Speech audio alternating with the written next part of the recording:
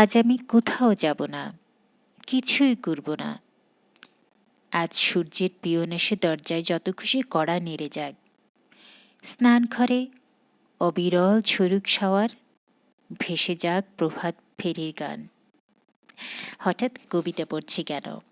এটা আবু হেনা মোস্তফা কামালের লেখা একটা কবিতা, চাইলে আপনারা পড়ে নিতে পারেন। হঠাৎ এই কথা কেন? কারণ আমি কিচ্ছু করব না, আমি শুধু আজকে টমেটো তুলব। এটা আমার এবছরের প্রথম টমেটো তোলা। আলহামদুলিল্লাহ। ২৭টা গাছ লাগিয়েছি, এত ঘন করে লাগিয়েছি। দেখুন আমার গাছগুলো কিভাবে হয়েছে, এত ঘন, যার কারণে আমার ফলগুলো কিন্তু অনেকটা ছোট সাইজের হয়েছে। তাহলে কি হবে? কথায় আছে না, ছোট মরিচে ঝাল বেশি। কিন্তু আমার এই ছোট টমেটো এত মিষ্টি, আঙুর কি হার মানালো। অনেকেই ভাববেন হয়তো এই টমেটোটা ভীষণ টক লাগার কথা। কি সুন্দর হারভেস্ট করেছি, আলহামদুলিল্লাহ।